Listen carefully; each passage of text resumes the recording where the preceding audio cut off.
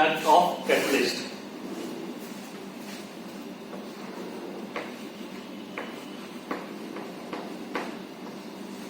तो सबसे पहले कैटलिस्ट क्या होता है वो लिखो. इफेक्ट ऑफ कैटलिस्ट में लिखो बेटा कैटलिस्ट क्या होता है.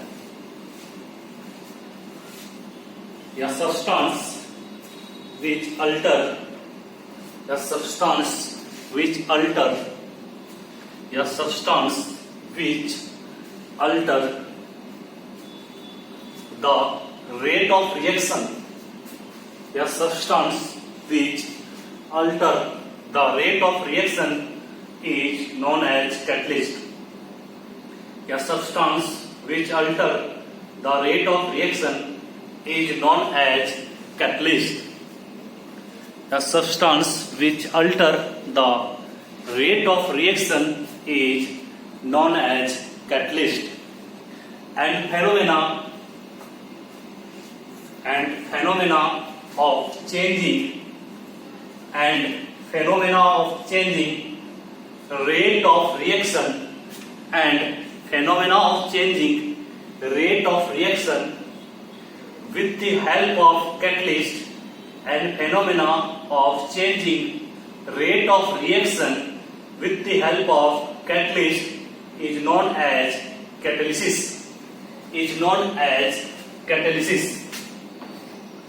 फेनोमेना को तो बोलते हैं बेटा catalysis.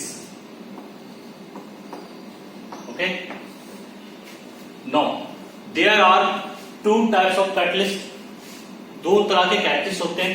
There are two types of catalyst, positive catalyst and negative catalyst.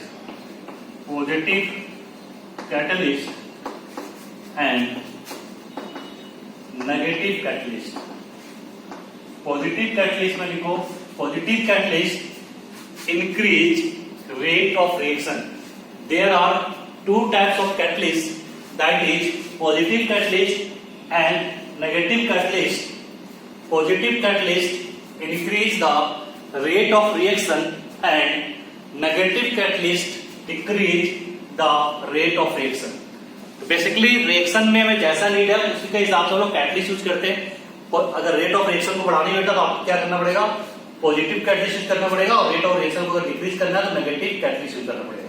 अगर हम एग्जांपल की बात करें KClO3 को अगर आप हीट करते हो तो ये आपको देता है KClO plus O2. Same KClO3 को हीट करते हो but not in presence of catalyst MnO2. MnO2 is your catalyst. इसके प्रेजेंट में अगर हीट करते हो तो ये आपको देगा KCl प्लस O2. इसको जल्दी से कॉपी करो, फिर हम लोग बात करेंगे मेन पॉइंट अबाउट कैटलिस्ट.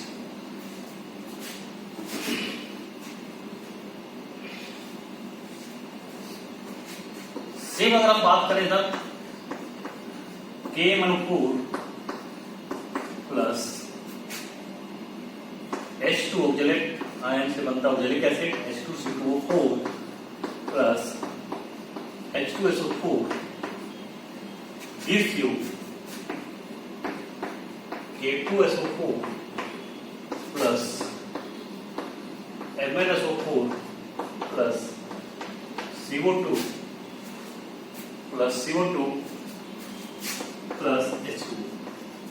तो बेटा यहां में जो MnSO4 बना ये आपका ऑटो कैटलिस्ट के जैसा यूज करता है. ये एक्ट आपका करेगा ऑटो कैटलिसिस के जैसा. ओके. तो इसका लोग बोलते हैं ऑटो कैटलिसिस. ये जो आपका MnSO4 है, this is nothing but act as a auto catalysis. मतलब जो आपका प्रोडक्ट है और वही कैटलिस्ट के जैसा काम करे और रिएक्टेंट, उसे बोलते हैं ऑटो कैटलिसिस. तो या तो ऑटो कैटलिस्ट, ये फेनोमेना का ऑटो कैटलिसिस, और इसको अगर बोलेंगे तो ऑटो कैटलिस्ट. यहाँ पे एसिस हटा के कैटलिस्ट करो, auto catalyst. Phenomena auto catalysis हो जाएगा और जो कैटलिस्ट है उसको क्या बोलेंगे, ऑटो कैटलिस्ट बोलेंगे. ऑटो मतलब क्या होता है, सेल्फ कैटलाइज होना.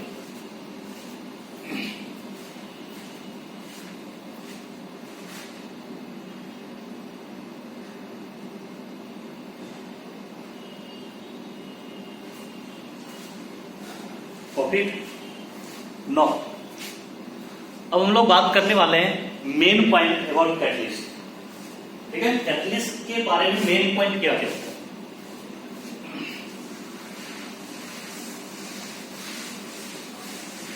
No, main point of catalyst,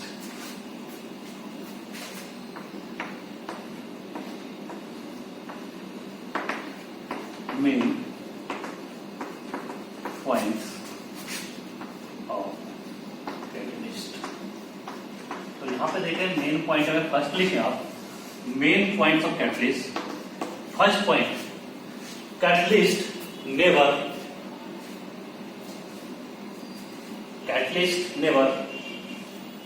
participate in chemical reaction.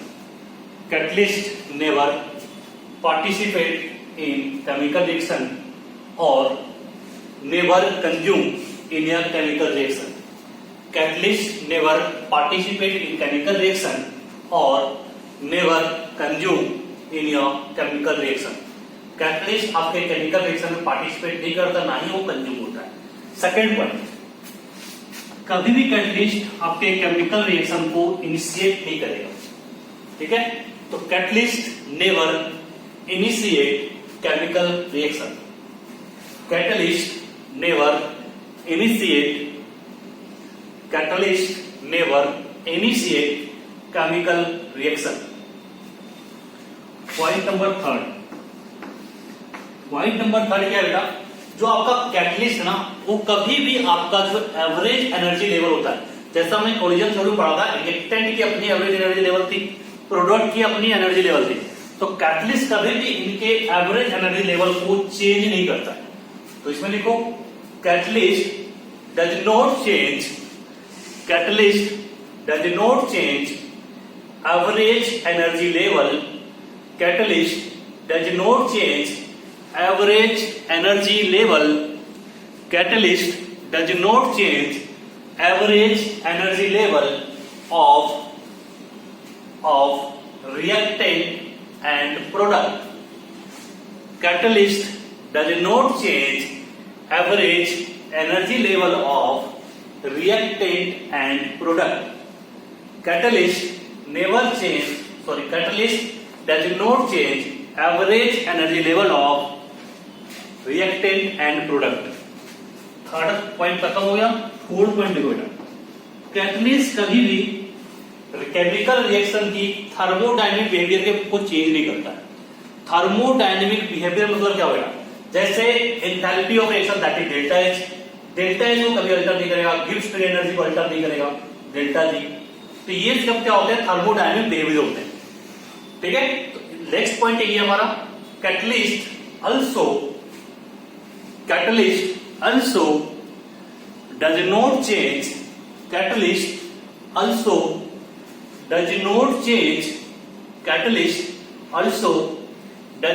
change thermodynamic behavior. Catalyst also does not change thermodynamic behavior of chemical reaction. Catalyst also does not change thermodynamic behavior of chemical reaction. That is delta H. Bracket में लिखना बेटा, that is delta H. इसको कभी नहीं change करेगा। Point number 5, तो basically catalyst का काम क्या है?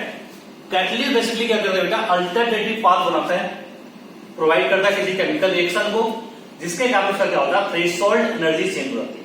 अगर थ्रेशोल्ड एनर्जी चेंज होगी बेटा, तो क्या स्वाभाविक सी बात है, एक्टिवेशन एनर्जी चेंज होगी। अगर किसी केमिकल रिएक्शन की एक्टिवेशन एनर्जी चेंज हो जाती है, तो रेट ऑफ रिएक्शन पे क्या आएगा? इफेक्ट पाएगा। तो रेट ऑफ रिएक्शन भी आपका चेंज हो जाएगा।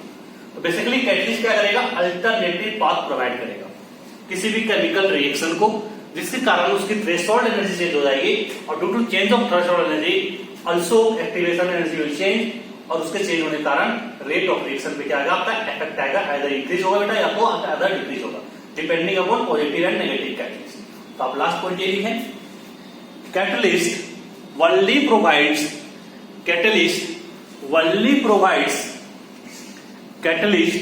only provides an alternative path catalyst only provides an alternative path for chemical reaction. Catalyst only provides an alternative path for chemical reaction in which threshold energy will change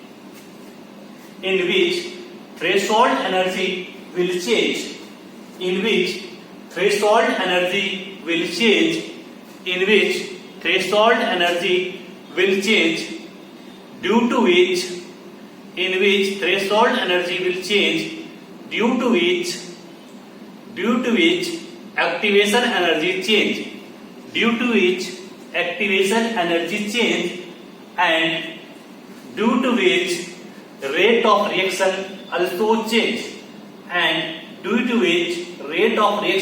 also change Catalyst provide an alternative path to the chemical reaction in which threshold energy will change due to which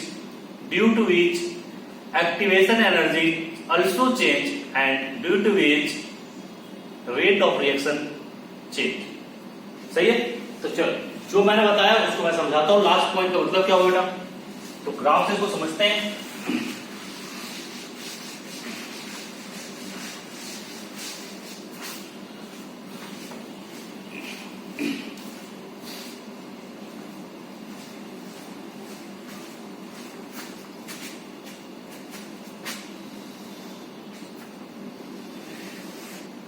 this is your fraction of molecule. पहले भी हमने ऐसा graph बनाया. This is your fraction of molecule versus energy.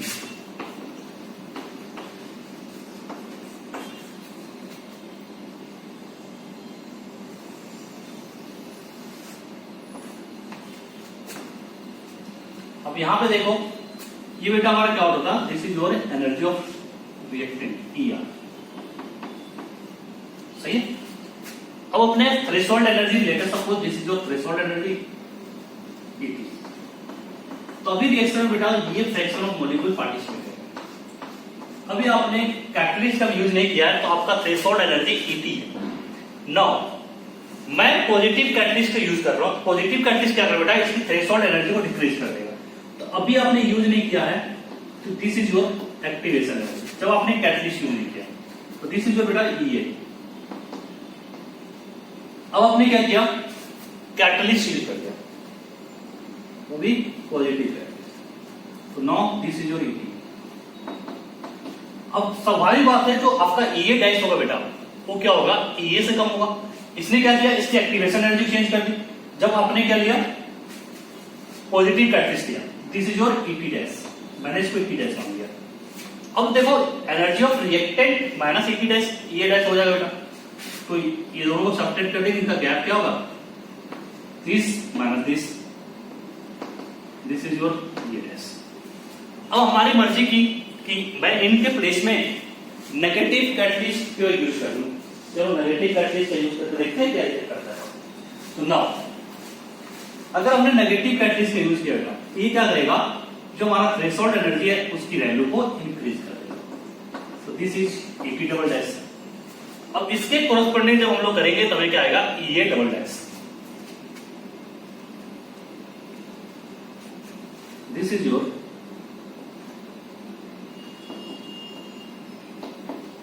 EA double dash. अब देखो मैंने जो term use किया उसका मैं नाम लिख देता हूं.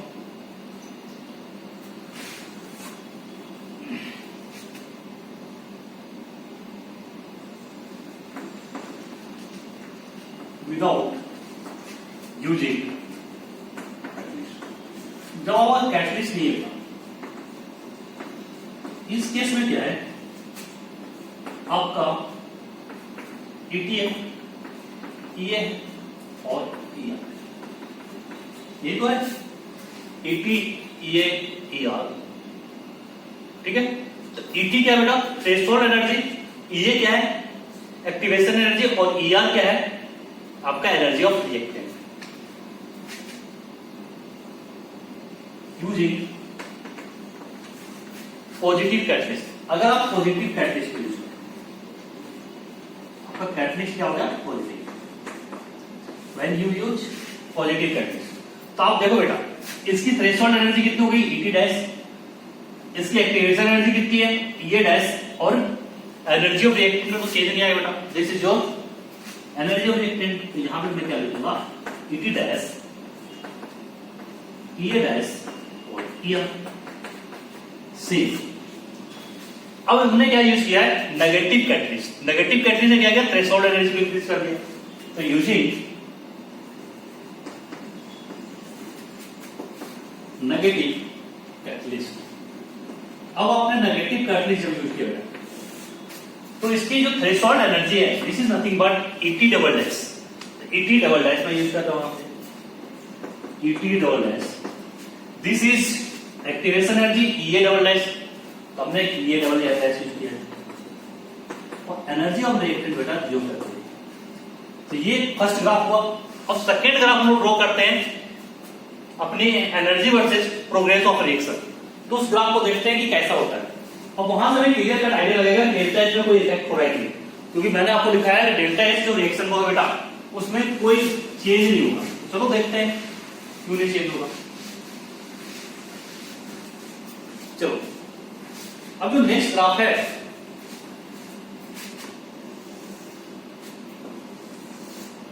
This graph is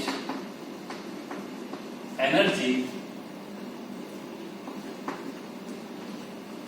versus progress of reaction, POR मतलब प्रोग्रेस ऑफ रिएक्शन। तो बेटा energy versus progress of reaction के बीच में हम लोग ग्राफ देखने वाले हैं। तो what is the graph between energy and progress of reaction. चलो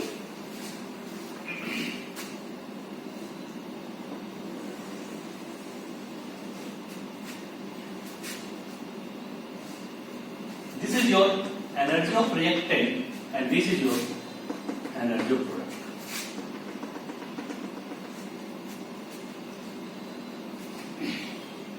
This is your ET। अभी बेटा आपका ET है, ठीक है। इसके कॉरस्पॉन्डिंग अपने को क्या मिलेगा, activation. This is your ET। Now अगर आप पॉजिटिव कैटलिस्ट यूज करो, when you use positive catalyst, तो देखो रिएक्शन कैसा होगा। अगर मैं पॉजिटिव कैटलिस्ट यूज करूंगा तो यही से स्टार्ट होगा बेटा,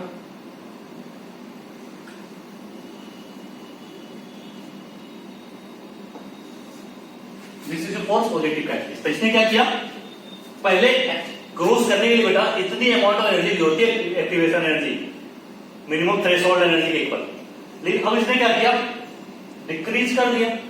तो नाउ दिस इज योर क्या बेटा, ET डैश, ये आपका क्या हो जाएगा, ET डैश। तो बताना बात, अब ये जो बचा हुआ चीज है, दिस इज नो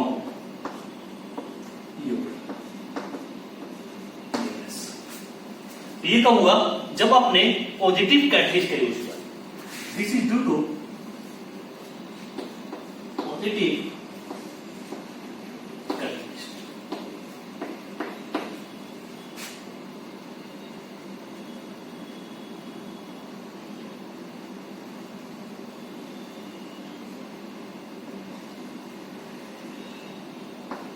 ठीक है, जब आपने पॉजिटिव कैटलिस्ट को यूज किया बेटा तो ऐसा है। नो, अब हम लोग देखने वाले हैं कि जब नेगेटिव कैटलिस्ट यूज करेंगे, नेगेटिव कैटलिस्ट क्या करेगा, इसको अनदर पाथ प्रोवाइड करेगा। This is the path provide by negative catalyst, ये सारे पॉइंट यही है। अब जो इसकी आपकी एनर्जी का लेवल जो बेटा है वो चेंज हो गया। नाउ दिस इज योर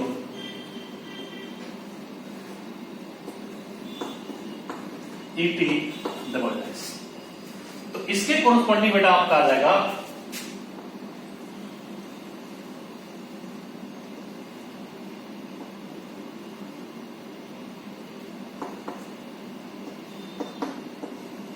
ये डबल डैश। अब अगर डेल्टा एच क्या होता है, हर रिएक्शन के लिए डेल्टा एच क्या होता है बेटा, EP माइनस ER या ER minus E, negative positive से हमें पता चल जा रहा था। तो यहां पे देखो बेटा, अगर EP माइनस ER करता हूं तो this is your delta H. इसकी वैल्यू हर रिएक्शन के लिए क्या है, सेम है। तो this is your delta H. इसलिए मैंने लिखाया कि जो एनर्जी ऑफ रिएक्टेंट और प्रोडक्ट है, अगर आप कैटलिस्ट यूज करते हो तो चेंज नहीं होता है। यहाँ पर देखो energy of reactant, energy of product, और दोनों का अगर इसकी गैप जो होती है बेटा डेल्टा एच होती है। तो ये जो हमारा पॉजिटिव कैटलिस्ट है और ये हमारा कब आया, मैं यूज नेगेटिव कैटलिस्ट। नाउ आपसे क्वेश्चन पूछ लिया जाता है कि what is the relation between this term, तो इसके बीच में रिलेशन क्या होगा। अगर मैं रिलेशन ड्रॉ करना चाहूं तो मैं पहले लिखूंगा बेटा थ्रेशोल्ड एनर्जी। थ्रेशोल्ड एनर्जी, तो इसका रिलेशन क्या होगा, what is the relation of threshold energy. तो सबसे ज्यादा थ्रेशोल्ड एनर्जी किसकी है, अब बोलोगे सर Ep डबल डैश, क्योंकि यहां पे देखो जब नेगेटिव कैटलिस्ट यूज कर रहे हो तो सबसे ज्यादा है। तो इसका ऑर्डर क्या आएगा, Et double dash then Et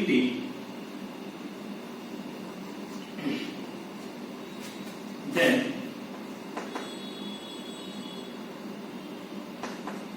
Et dash. This is your order.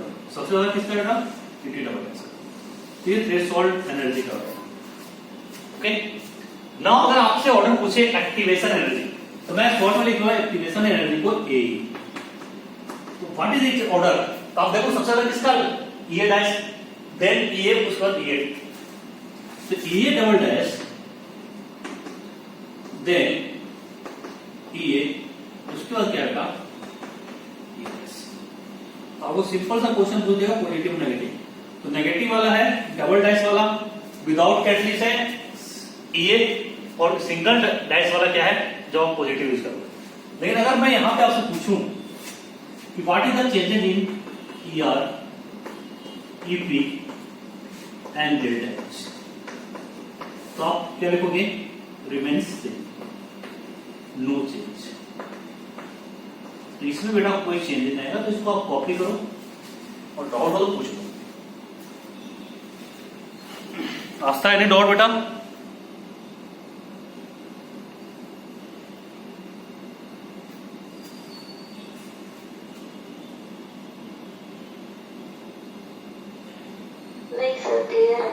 Copy हो गया, यस सर।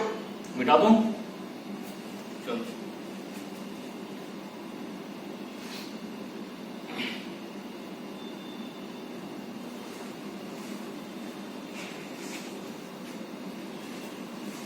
अब जैसे हमने पढ़ा था वेरिएशन ऑफ के विद टेम्परेचर, अब यहां पे पढ़ेंगे वेरिएशन ऑफ के विद कैटलिस्ट। रेट कांस्टेंट का कैटलिस्ट के साथ वेरिएशन कैसा होता है बेटा, वो देखने वाले हैं। नेक्स्ट के with catalyst,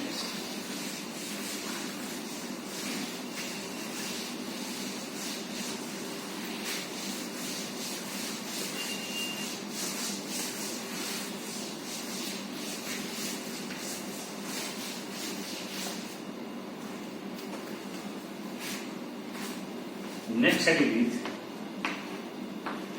variation of weight constant,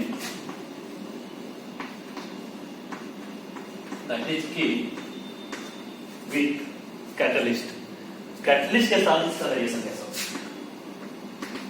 with catalyst। This is your now हम लोग जानते हैं आरएनएस इक्वेशन बेटा।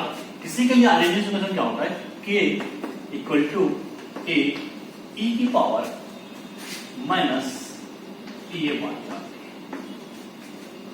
अब यहां पे देखो बेटा दो चीजें हम बनाएंगे, that is without using catalyst, without using catalyst. जब आप कैटलिस्ट का यूज नहीं करें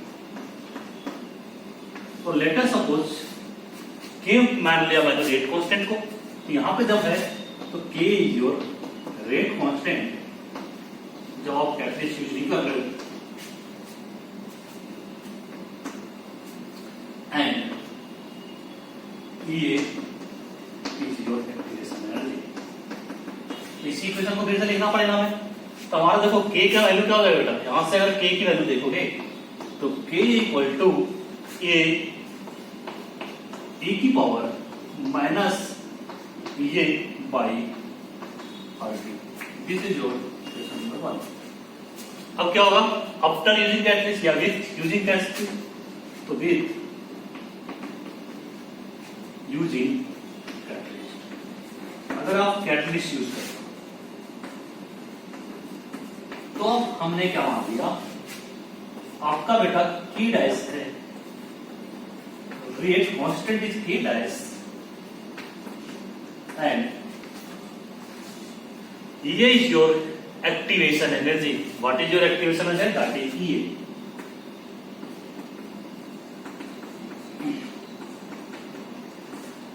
अगर हम इसको सॉल्व करें तो हमारा क्या आएगा, यहां पे पुट करो बेटा, this is your k dash equal to ए ई की power minus E A dash divide by R T. This is equation number 2। हमने क्या करना है, इक्वेशन 2 डिवाइड बाई इक्वेशन 1, दोनों को डिवाइड करके हमें सॉल्व करना। Now next step is equation 2 divide with equation 1। अगर बेटा इसको आप डिवाइड करते हो तो आपका रिजल्ट क्या आएगा वो हमें देखना है, राइट। चलो अब यहां पे जब डिवाइड करोगे तो this is nothing but A dash divide by k equal to, A से कैंसल, ऊपर बन जाएगा बेटा E power minus A dash divide by R T. This is nothing but E divide by ये by R T. Okay, now इसको solve करोगे तो this is your k dash upon k E की power, अगर इसको ऊपर ले जाते हैं बेटा तो ये क्या बनेगा, E A minus E A dash divide by R T. तो क्या रहेगा, कॉमन आ जाएगा, तो ये आपका बन गया। ओके, अब दोनों साइड क्या करेंगे, एल एन ले लो। जैसे ही एल एन आप बेटा लोगे यहाँ पे तो this is nothing but L N K dash by K. L N E की वैल्यू कितनी होती है, 1, पावर केवल बाहर आ जाएगा, तो पावर में क्या बेटा A minus A dash divide by R T. तो यहां से आप बता सकते हो, अगर आप पॉजिटिव कैटलिस्ट यूज करो बेटा तो उसके हिसाब से टी की वैल्यू क्या होगी, इंक्रीज होगी, और नेगेटिव यूज करोगे डिक्रीज होगी। तो डिपेंडिंग ऑन दिस, क्योंकि आपको पता है ये की वैल्यू ज्यादा होती है डैश से, अगर पॉजिटिव यूज करेंगे। लेकिन अगर नेगेटिव यूज करोगे बेटा ये डैश की वैल्यू क्या होगी, ये से बढ़ा दो, तो उसके हिसाब से नेगेटिव वैल्यू आएगा, तो उसके हिसाब से क्या आएगा, आपको दिखेगा इंक्रीज कर रहा है कि डिक्रीज कर रहा है।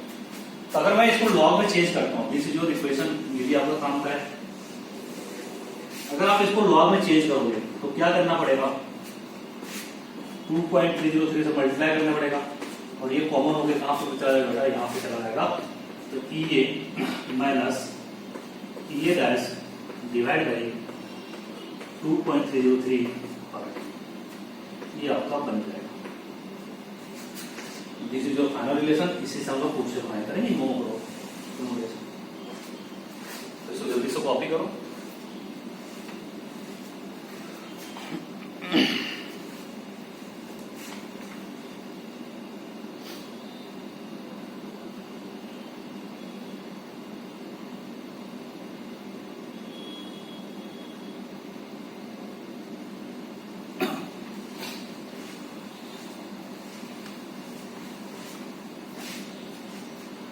कॉपी हो बेटा,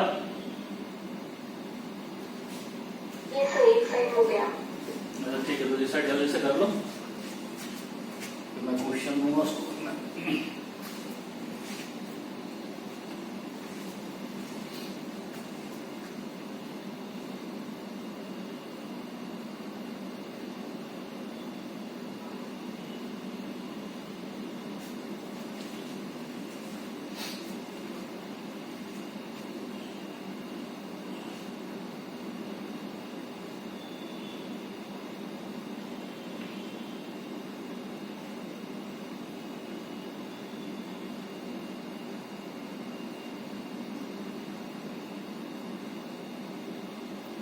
हो गया बेटा,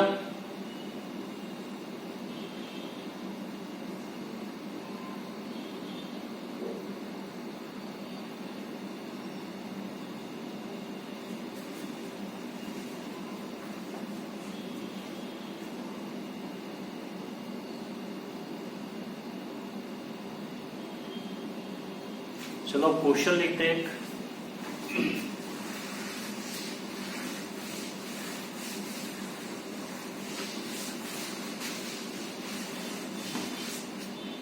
लिखो question.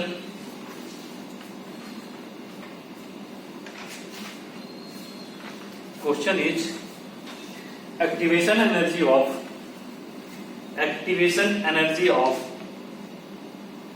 your reaction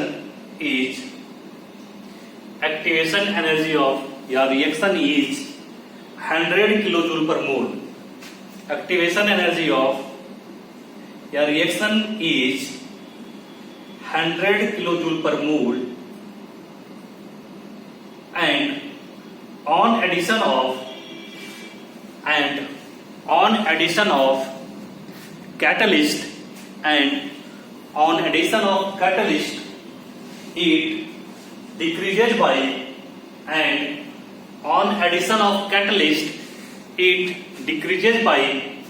20%, and on addition of catalyst it decreases by 20% at 27 degree centigrade. At 27 degree centigrade, full stop. Calculate how many times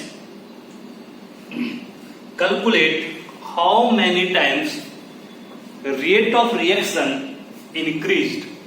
Calculate how many times rate of reaction increased. सबसे पहली बात यहाँ पे बोल रहा है rate of reaction increase हो रहा है। दैट इज बेटा क्या हुआ, जो एक्टिवेशन एनर्जी ई डैश होगा अपने कैटलिस्ट यूज करने के बाद वो आपकी क्या होगी, ई से कम होगी, इसलिए यहाँ पे लिखा हुआ है डिक्रीज कर रहा है। तो अगर हम बात करें कि इसमें जो दिया है that is your E activation energy without using catalyst बेटा, दैट इज योर 100 किलोजूल पर।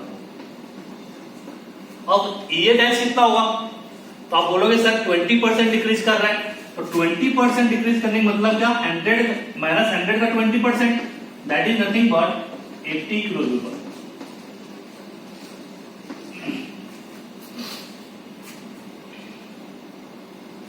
हमें सॉल्व करना है, मैं एलन वाला कैलकुलेटर हार्ड होगा, कोई दिक्कत नहीं है। मैं एक्चुअली दोनों में कितना इंक्रीज कर रहा है वही तो पूछा है। तो ये कितना होगा बेटा, ये माइनस ये dash divide by R T. ये की वैल्यू आपको दिया है 100, this is your 100 minus 80 divide by, अभी आपको किलो जूल पर मोल दिया है ना, तो नीचे भी आपको क्या लेना पड़ेगा, जूल वाला लेना पड़ेगा 8.314। तो इसको सुविधा के लिए मैं अभी दे रहा हूँ 25/3 टू 27 दिया, तो उससे कैंसिल हो जाएगा। इंटू यहाँ पे मैं कर दूंगा बेटा, टेम्परेचर कितना है 27, दैट इज नथिंग बट 300 का।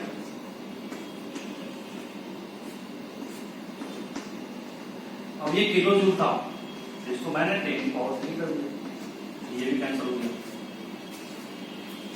तो ये कितना बन गया बेटा, यहाँ पे 20 into 10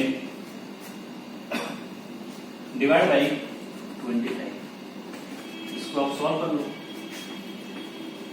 that is 200 divide by 25, that is 8 है ना, क्लियर है। मैंने आर की value use R equal to 25/3 8.314 से मैंने नो। अब यहां से देखो बेटा, this is nothing but value of ln k by k dash, तो मैं दोनों का रेशियो लूं k dash by k is nothing but e की पावर, तो ये आपका आंसर है। तो कितने टाइम्स इंक्रीज करेगा, e की पावर 8 टाइम इंक्रीज करेगा। इसको आप सॉल्व कर सकते हो।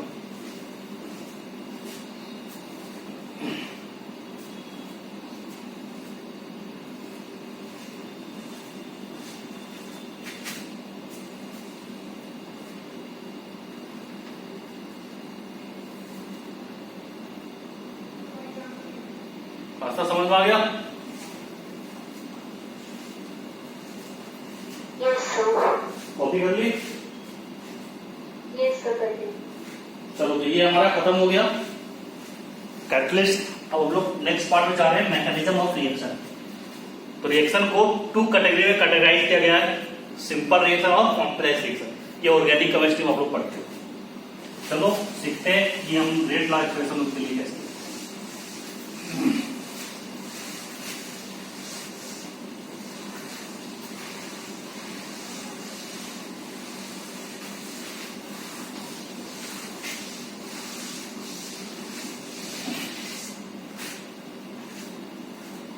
Now next topic is beta mechanism of reaction.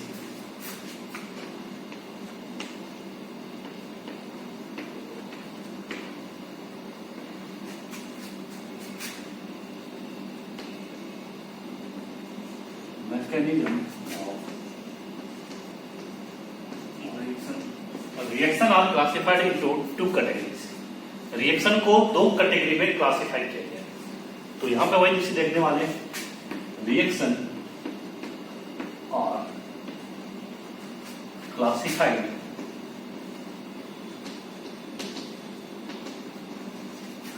into two categories.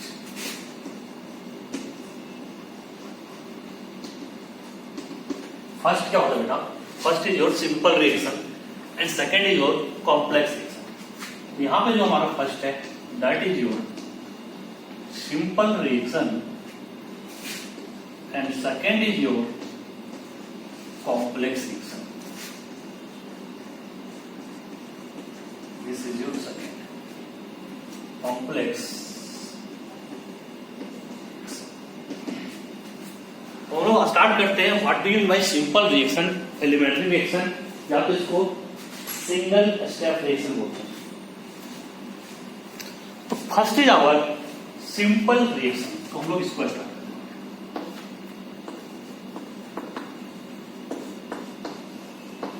Simple reaction या तो इसे बोलते हैं बेटा एलिमेंट्री रिएक्शन और single step reaction.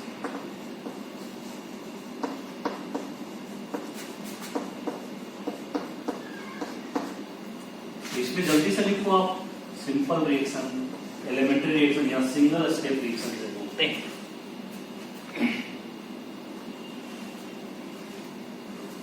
The reaction which are complete, the reaction which are completed in single step, the reaction which are completed in single step is known as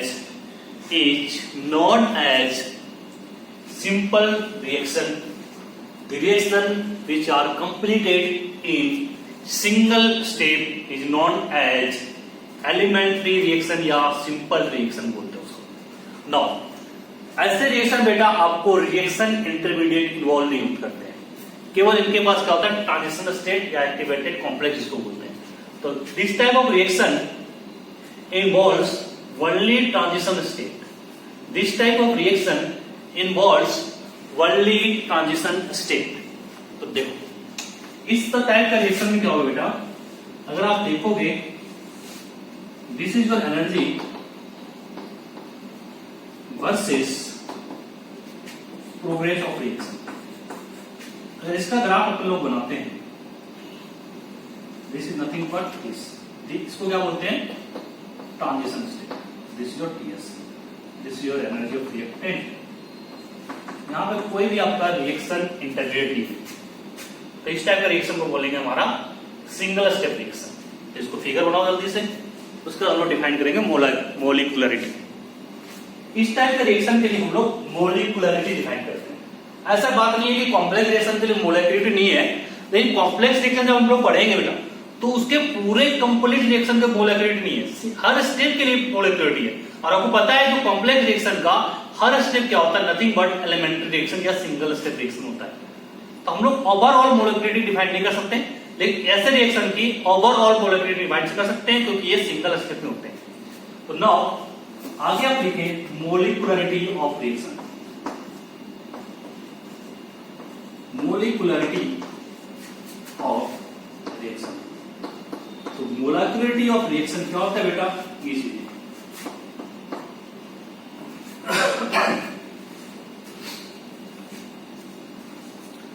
molecularity of reaction is defined as molecularity of reaction is defined as total number of reactant molecule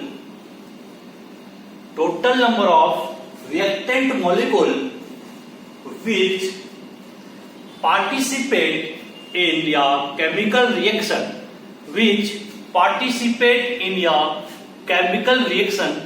molecularity of reaction is defined as total number of reactant molecules which participate in a chemical reaction having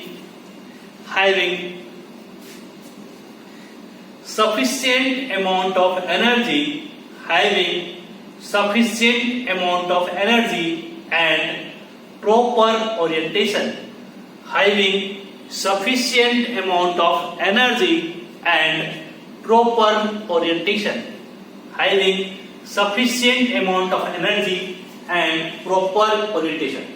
मैंने ऐसा इसलिए बोला बेटा last line, क्योंकि अगर sufficient amount of energy नहीं होगा तो एनर्जी बैरियर को क्रॉस नहीं हो पाएगा रिएक्टेंट मॉलिक्यूल। क्योंकि आपको कॉलिजन थ्योरी पढ़ाया था, कॉलिजन थ्योरी में क्या बताया गया था कि थ्रेशोल्ड एनर्जी से ज्यादा या उसके इक्वल एनर्जी होनी चाहिए। तो सफिशिएंट अमाउंट एनर्जी मतलब थ्रेशोल्ड एनर्जी के नियर अबाउट, मतलब उसके इक्वल या उससे ज्यादा, कम तो बिल्कुल ही चले। ठीक है।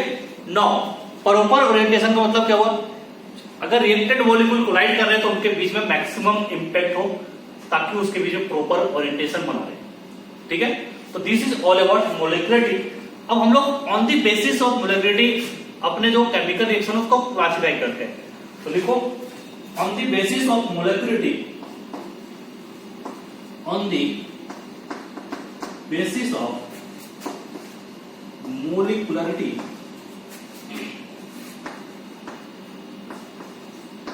reaction is classified as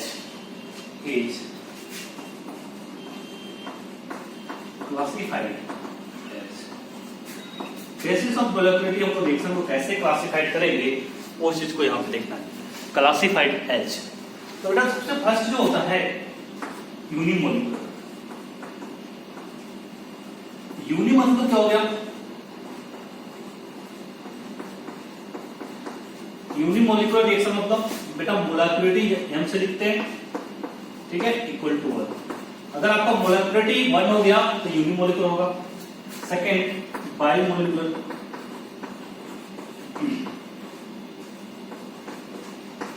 biomolecular reaction जिसे कहेंगे अगर आपका मोलेकुलरिटी कितना हो गया 2।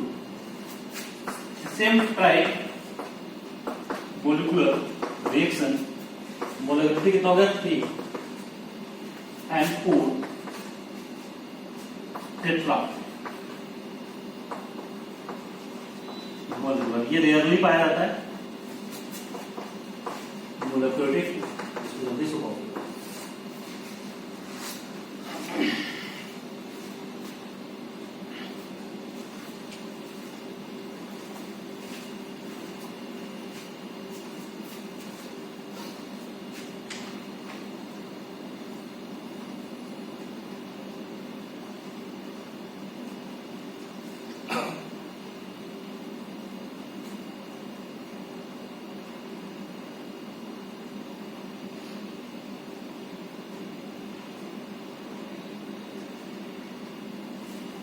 अब देखो मोलेकुलरिटी के बारे में क्या आइडिया है। मोलेकुलरिटी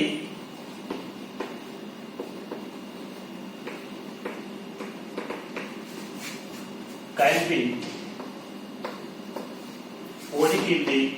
पॉजिटिव इंटीजर बट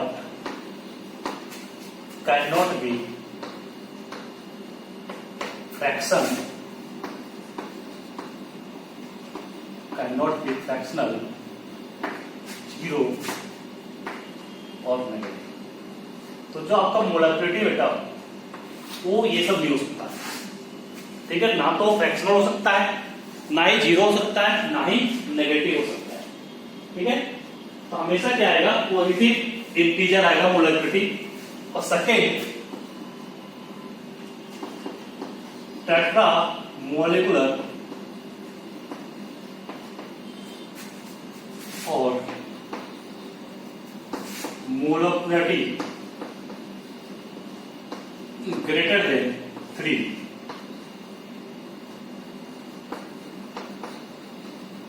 और rarely, तो ये जनरली नहीं होते। ठीक है, तो ये इसको जल्दी से कॉपी करो। उसके बाद हम लोग देखेंगे इसमें कि कैसे कैसे हमारा कोलिजन होता है।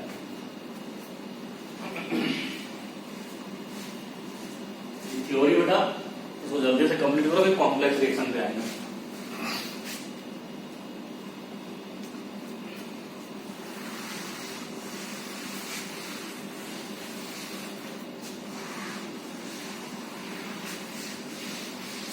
अब देखो हमने लिखा है यहाँ पे बाई, ट्राई और टेट्रा। यूनिमोलिकुलर का 3D में दिखाना पॉसिबल नहीं है यहाँ पे अभी। ये 3D में देखोगे समझ में आएगा। टेट्रा अपने सिलेबस में, तो उसको मैं समझा रहा हूँ।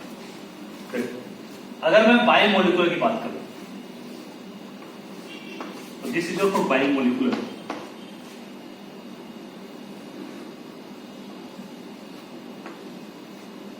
दिस इज योर ये, और दिस मान लो ये भी ये टाइप है। इन दोनों का बेटा कॉलिजन होगा, हमेशा आपका हेड ऑन कॉलिजन होगा तो बाई मोलिकुलर होगा, राइट। नेक्स्ट ट्राई मोलिकुलर कैसे होगा?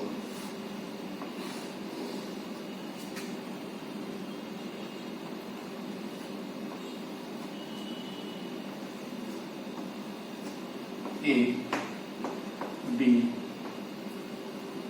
सी, ठीक है। ये इधर से आ रहे हैं, ये इधर से आ रहे हैं और ये इधर से आ रहे हैं, तो इनके बीच में जो कॉलिजन होगा बेटा उसे बोलेंगे ट्राइमोलिकुलर कॉलिजन। तो टेट्रा में क्या होगा?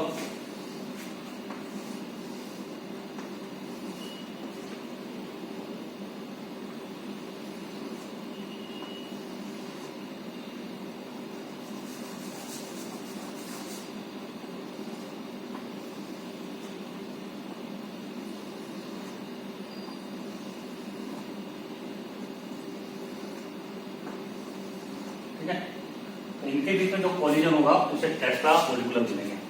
मतलब ये इसके डायरेक्शन में आए, ये इसके डायरेक्शन में, और ये इसके डायरेक्शन में, ये इसके डायरेक्शन। तो अगर ये कोलाइड करेंगे तो इसे बोलेंगे tetra. Okay, this is your tetra molecular. तो बेसिकली क्या होता है बेटा कि इसमें जो इंपैक्ट होता है, हेड ऑन हो रहा है तो इसका जो इंपैक्ट होगा वेरी हाई इंपैक्ट होगा। इसके कंपेरिजन में अगर इसकी बात करें तो ये बिना लेस होगा। क्यों? देखो एक इस डायरेक्शन में आ रहा है, ठीक है, दूसरा भी इसके इस डायरेक्शन में आ रहा है, दो ही डायरेक्शन में आ रहे हैं, और तीसरा बेटा यहां से आके कोलाइड कर रहे हैं, तो कोलिजन उतना इंपैक्ट नहीं करेगा, इसलिए लेस होगा। और ये क्या होगा? Very less. क्यों? क्योंकि आपको दिख रहा है कि कोलाइड एक इस डायरेक्शन में कर रहा है, दो का डायरेक्शन इस साइड से है और तीसरे का इधर से और चौथे का इधर से, तो क्या होगा बेटा? कोलिजन प्रॉपर नहीं शो करेगा। तो इसलिए सबसे हाई कोलिजन किसका होगा? बाइमोलिकुलर का, देन लेस होता है इसका, उसको वेरी लेस होता है। तो this is all about mechanism. Now अब हम लोग जानते हैं कि जो हमारा सिंपल रिएक्शन है बेटा वो कैसा होता है? सिंगल स्टेप रिएक्शन होता है। तो जो सिंगल स्टेप रिएक्शन होगा तो वही उसका क्या होगा? रेट डिटरमिनिंग स्टेप होगा। अगर वही रेट डिटरमिनिंग स्टेप होगा तो उसका ऑर्डर भी किस पे डिपेंड करेगा बेटा? मोलेक्युलरिटी। तो ऑर्डर इज नथिंग बट मोलेक्युलरिटी। तो अगर सिंपल रिएक्शन है तो उसका ऑर्डर और मोलेक्युलरिटी क्या होगा? सेम होगा। ठीक है, तो चलो इसको बना लिया आस्था, फिगर ड्रॉ कर ली? Yes sir. चलो लिखो। Since simple reaction completed in single step. Since simple reaction completed in single step, that step is rate determining step, that is RTS of reaction. That step is RTS, rate determining step of reaction. So order of that type of reaction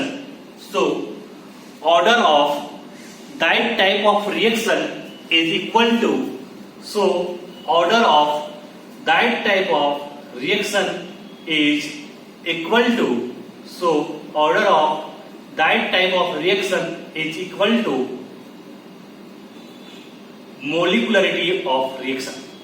So order of that type of reaction is equal to molecularity of reaction. तो order और molecularity इस type का reaction क्या हो जाएगा बेटा, same हो जाएगा. सिंपल स्टिकोमेट्रिक कोएफिशिएंट देखना है, उसके पावर में लिख देना है, तो वो आपका रेट लॉ एक्सप्रेशन हो जाएगा. हमने सिखाया था आपको रेट लॉ एक्सप्रेशन, हम देखते हैं जैसे इसको करते हैं. अगर एग्जांपल की बात करें तो आपको पता होगा बेटा H2 plus I2 gives you 2H. अब मैंने यहां पर लिखा this is your simple reaction. क्या है? सिंपल रिएक्शन है. ठीक है. तो अब रेट लॉ एक्सप्रेशन का क्या होगा बेटा कि H2 I2 पावर 1 1. अब यहां से देखो आपको पता चलेगा बेटा ऑर्डर कितना हो गया 2. अगर मैं मोलेकुलरिटी पूछूंगा तो यहाँ पर कितने मोलेक्यूल पार्टिसिपेट किए हैं, H2 और I2, मतलब मोलेकुलरिटी कितना है 2. तो same molecularity equal to order और order equal to molecularity. Same अगर मैं पूछूं 2A plus B gives you product, तो इसकी मोलेकुलरिटी बताओ बेटा. तो आप बोलोगे सर 3 होगा, क्योंकि हमने यहाँ पे लिख दिया सिंपल रिएक्शन. सब मैं बात कर रहा हूँ सिंपल रिएक्शन की बात कर रहा हूँ. अब इसका रेट लॉ एक्सप्रेशन क्या होगा बेटा कि A की पावर 2 और B की पावर 1.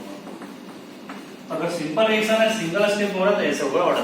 तो ऑर्डर आप क्या लिखोगे, ऑर्डर इज 3. इसने मैंने लिखाया कि इसके लिए मोलेकुलरिटी और ऑर्डर क्या होगा इसका. तो this is all about simple reaction. जल्दी से कॉपी करो, फिर हम लोग मूव करेंगे complex reaction.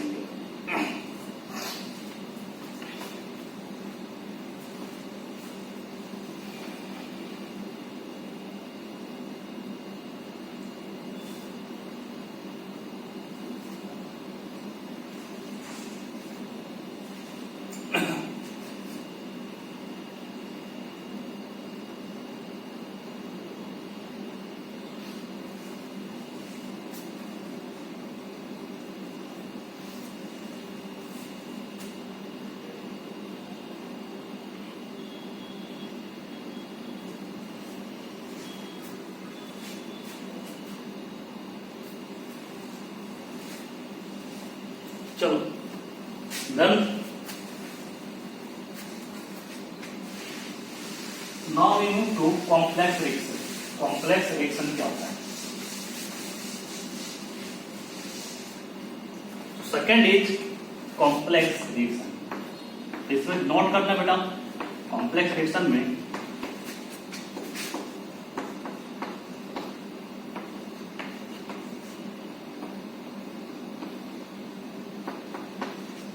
the reaction which is completed more than one step. The reaction which is completed in more than one step. The reaction which is completed in more than one step is known as complex reaction. इसका rate law expression very very important है बेटा, और ये हमेशा आता है. The reaction which is completed in more than one step is known as complex reaction. देखो complex reaction involved transition state as well as reaction intermediate. Complex reaction involves transition state as well as reaction intermediate.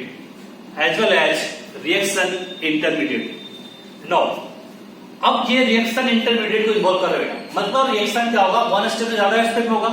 अगर हम लोग detail step by step इस reaction का analysis करें या description करें तो उसे हम लोग क्या बोलते हैं, मैकेनिज्म ऑफ द रिएक्शन. तो आगे लिखो detail step by step analysis of या chemical reaction. Detail step by step analysis of chemical reaction is known as mechanism of the reaction. Detailed step by step analysis of या chemical reaction is known as mechanism of the reaction. Full stop. अब जो complex reaction है बेटा वो more than one step में complete हो रहा है, तो प्रत्येक स्टेप का अपने अपने रेट होगा। तो आगे लिखो, in complex reaction each step have different rate. In complex reaction each step have different rate. In complex reaction each steps have different rate. But slowest step of the reaction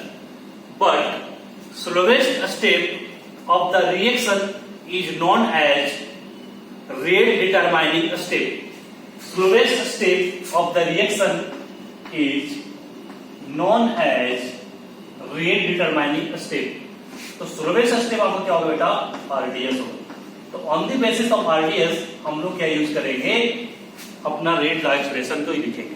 ठीक है, तो slowest step is hour rate determining step. यहां पे लिख दिया।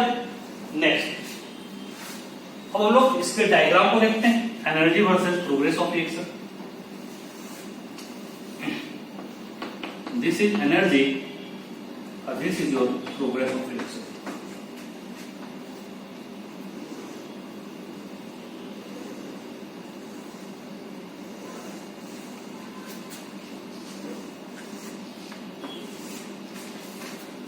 This is your transition state.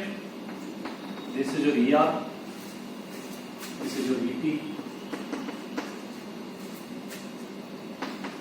Transition state. और यदि पढ़ा होगा इसको, this is your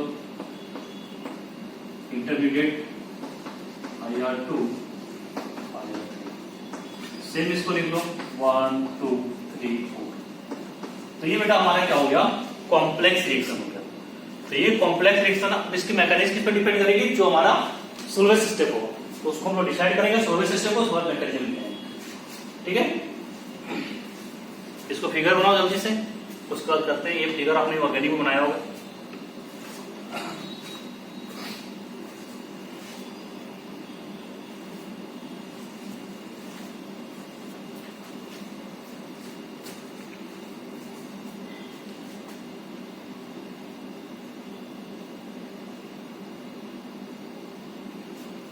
आगे लिखो, reaction intermediate are highly unstable.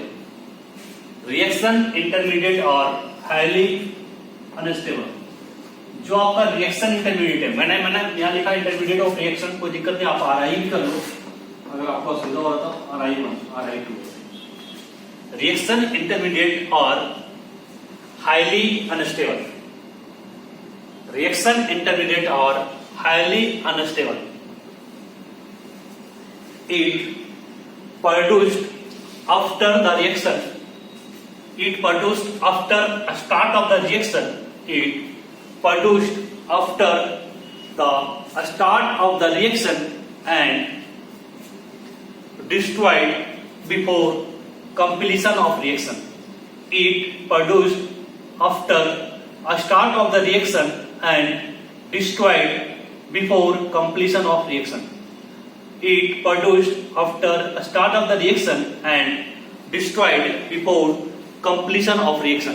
कहने का मतलब क्या है कि रिएक्शन स्टार्ट होने के बाद ये बेटा प्रोड्यूस होगा, लेकिन रिएक्शन खत्म होने से पहले ये डिस्ट्रॉयड हो जाएगा।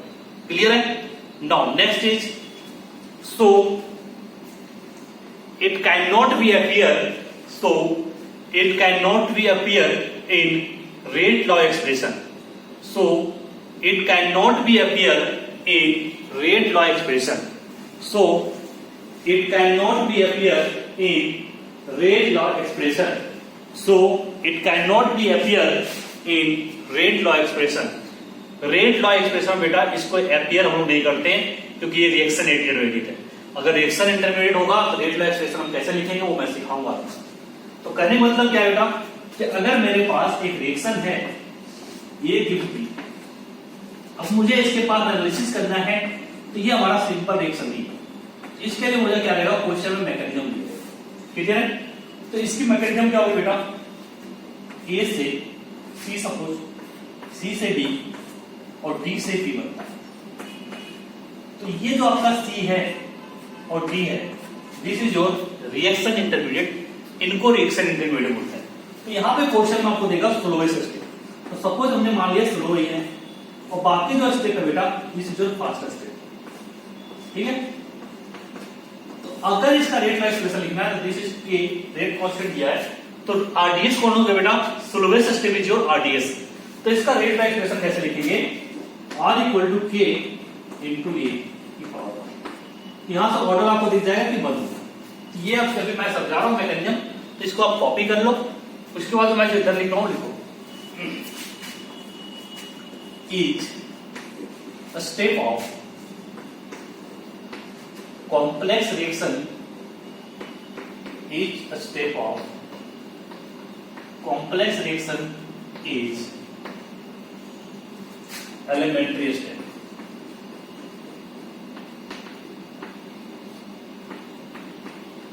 जो हमारा कॉम्प्लेक्स रिएक्शन होता है बेटा, उसका ईच स्टेप क्या होता है, एलिमेंट्री स्टेप होता है, सही है? जैसे मानो कि ये स्लो रिएक्शन ए से सी जा रहा है, एलिमेंट्री स्टेप, सी से डी जा रहा है, that is also elementary step, और आपका डी से बी जा रहा है, that is also elementary step, मतलब फास्ट या स्लो के अकॉर्डिंग। तो this is your elementary step. Now second आपको क्या लिखना है, overall molecularity of complex reaction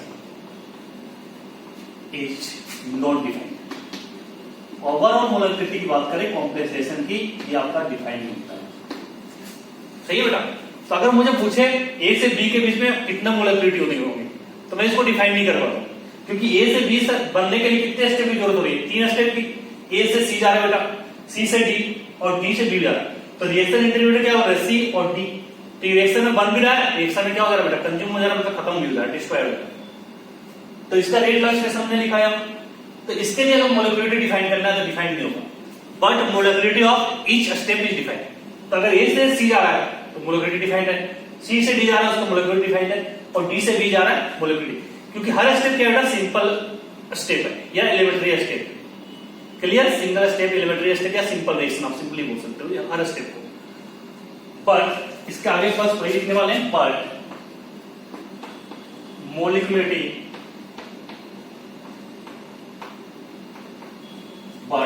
molecularity of each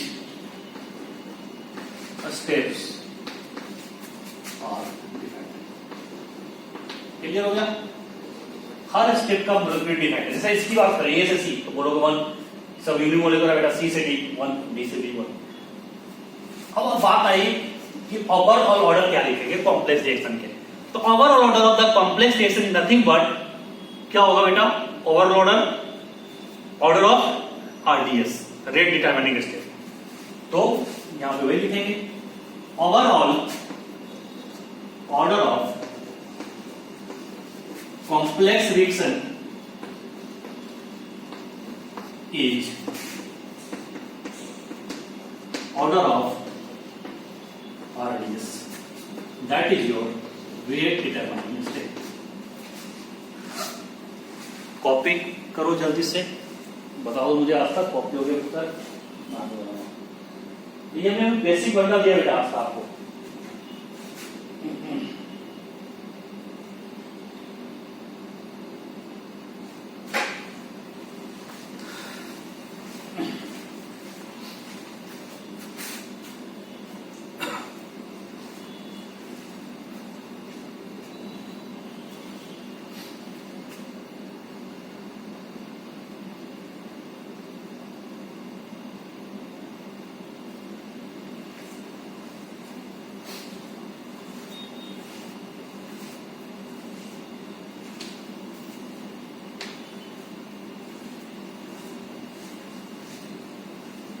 copy कर लिया असता?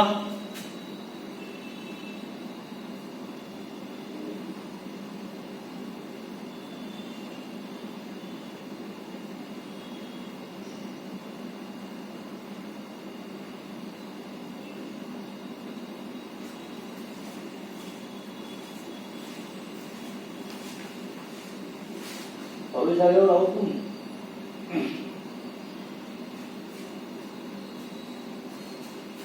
चलो अच्छा समय आ रहा हूँ, अभी तो सिखाऊंगा, वही मेरा मकसद था यहाँ पे, बाकी को मैं थ्योरी पढ़ा रहा था।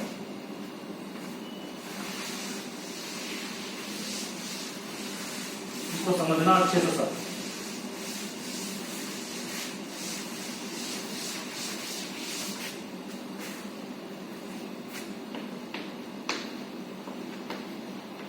Rules for writing rate law expression,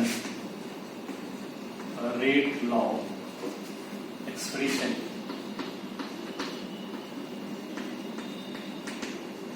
for complex reaction, for complex reaction. इसमें जो केस 1 है बेटा, this is your case 1 when RDS is given and RDS involve only reactant. Okay. Case 1 beta, when rate determining step is given and RDS involves only reactant. Okay. अगर केवल ये reactant involve करना है तो हम लोग रेट लॉ एक्सप्रेशन में क्या करेंगे, जो सोल्वेंट स्टेप रहेगा उसी का रेट लॉ एक्सप्रेशन लिखेंगे। तो एग्जांपल में समझते हैं बेटा, अगर मैं एग्जांपल की बात करूं तो 2a प्लस 3b सपोज करो ये बेटा आपको दिया है a2b3, तो अभी आपको ये कॉम्प्लेक्स रिएक्शन दिया है, तो कॉम्प्लेक्स रिएक्शन के लिए आपको क्या दिया रहेगा, मैकेनिज्म क्वेश्चन में दिया रहेगा। तो mechanism of this reaction is given in question. इसकी मैकेनिज्म क्या होगी, स्टेप 1, स्टेप 2, स्टेप 3 देगा। तो सबसे फर्स्ट क्या बेटा, a प्लस b कंबाइन हो गए, इसके लिए आपको केवल दिया है, दैट इज रेट कांस्टेंट जो फॉर्म कर रहा है। No step 2 ab plus b, this is k2, ये फॉर्म कर रहा है बेटा ab2। और स्टेप 3 में क्या होगा, इसकी मैकेनिज्म फिर से लिखनी होगी, क्योंकि अपने को क्या चाहिए, a2b3, ab plus ab2 plus a plus b। इसके लिए बेटा दिया है a3, no this is form a2b3। जो फर्स्ट केस है ना उसमें को बोल रहा है केवल जो आपका आरडीएस होगा बेटा और केवल रिएक्टेंट को कंटेंट करेगा। तो पॉसिबल कब है, देखो यहाँ पे अगर इसको इंक्लूड करेगा, इसको मैं आरडीएस बनाता हूं तो ये रिएक्शन इंटरमीडिएट को कंटेंट कर लेगा। तो कहने मतलब क्या है, जो हमारा फर्स्ट स्टेप है इसी स्टेप को ये बोलते हैं बेटा slowest step. This is your slow step. ये आपका दोनों क्या है, फास्ट, फास्ट वेरी फास्ट इस तरह लिखा है। तो अगर मैं इनको ऐड करूं तो मुझे नेट रिएक्शन मिल जाएगा बेटा। तो नेट रिएक्शन क्या होगा, a plus b gives a2b3, तो रिएक्शन इंटरमीडिएट कैंसिल आउट हो जाएगा।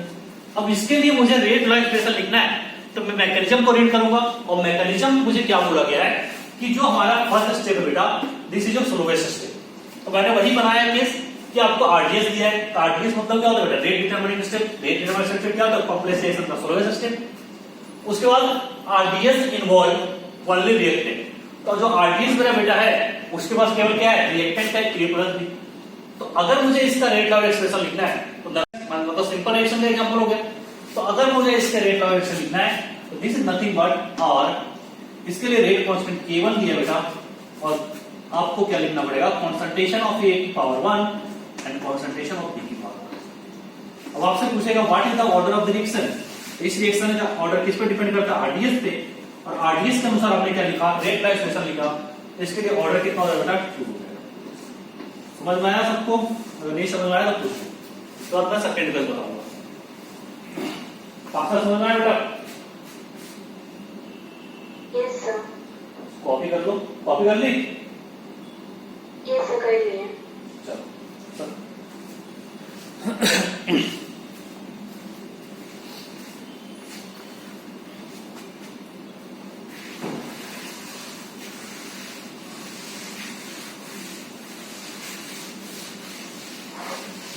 तो हम लोग केस नंबर 2 की बात कर रहे हैं।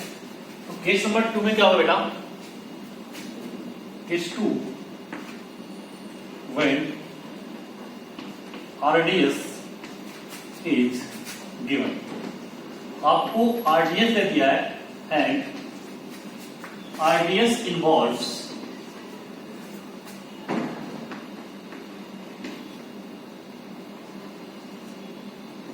reactant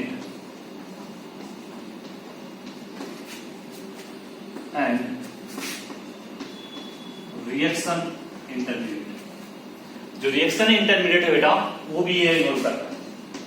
इंटरमीडिएट को मैंने क्या लिखा है? आपके रेट वाला एक्सप्रेशन नहीं आना चाहिए, तो यहां पे क्या करना पड़ेगा? जो आपको दिया रहेगा रिएक्शन इंटरमीडिएट बेटा, उसको एक्सप्रेस आपको करना होगा इन टर्म्स ऑफ रिएक्टेंट और प्रोडक्ट। अगर हम उसको एक्सप्रेस कर देंगे तो हमारा काम बन जाएगा। चलो, तो इसको लिखने के बाद आप नोट करो।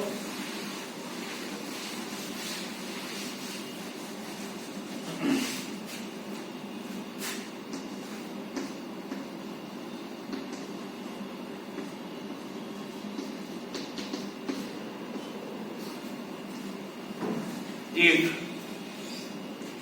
RDS involve reaction intermediate, if RDS involve reaction intermediate, then we have to express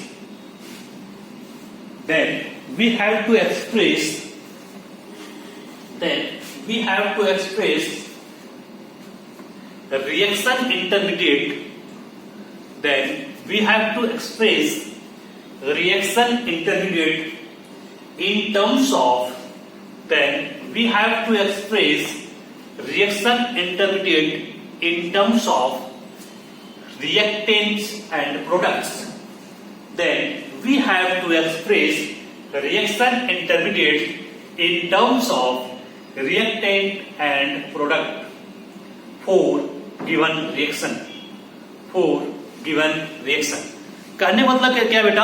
अगर आपका स्लोवेस्ट स्टेप जो होगा that is rate determining step, अगर वो इंटरमीडिएट को इन्वॉल्व कर रहा है तो आपको उस इंटरमीडिएट को हटाना है वहां से एक्सप्रेशन से, और इंटरमीडिएट को आपको रिएक्टेंट और प्रोडक्ट के बेसिस पे लिखना है ताकि आपका इंटरमीडिएट का इन्वॉल्वमेंट क्या हो जाए, वहां से रिमूव हो जाए। क्योंकि आप लोग रेट ला एक्सप्रेशन में हम लोग रिएक्शन इंटरमीडिएट को इन्वॉल्व नहीं करते। चलो देखते हैं कैसे होगा। तो फॉर एग्जांपल फिर से वही मैं एग्जांपल लेता हूं बेटा, 2a plus 3b gives you a to b। पहले मैं इसको समझाता हूं फिर ये क्वेश्चन कर लेंगे इस वजह से। तो इसके लिए आपको मैकेनिज्म दिया है। What is the mechanism of reaction? इसके लिए फर्स्ट स्टेप वही है बेटा कि a प्लस b कंबाइन हो गए। तो ये आपको यहाँ पे केवल दिया है और ये केवल रिवर्सिबल है, ये आपका A B. Now next A B plus B combine हो गया, इसके लिए रेट क्वेश्चन बेटा के थ्री दिया है और ये आपका बन गया A B two. Next A B two plus A plus B, ये बना दिया ए टू। अब ये बोला बेटा ये आपका फास्ट है, ये आपका स्लो मान लो, और ये बेटा क्या है, फास्ट है। तो अभी मैंने बताया कि जो स्लोवेस्ट स्टेप होता है कॉम्प्लेक्स रिएक्शन का, this is nothing but your rate determining step. बेटा स्लोवेस्ट स्टेप कौन सा हो गया? दिस इज, तो ये हमारा क्या हो गया, आरडीएस हो गया।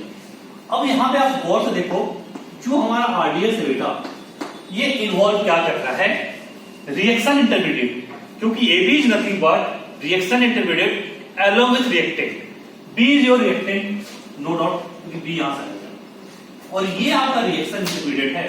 अगर ऐसा हो रहा है तो हम लोग क्या करेंगे, इस रिएक्शन इंटरमीडिएट जो बेटा, उसको इन टर्म्स ऑफ रिएक्टेंट और प्रोडक्ट लिखने की कोशिश करेंगे।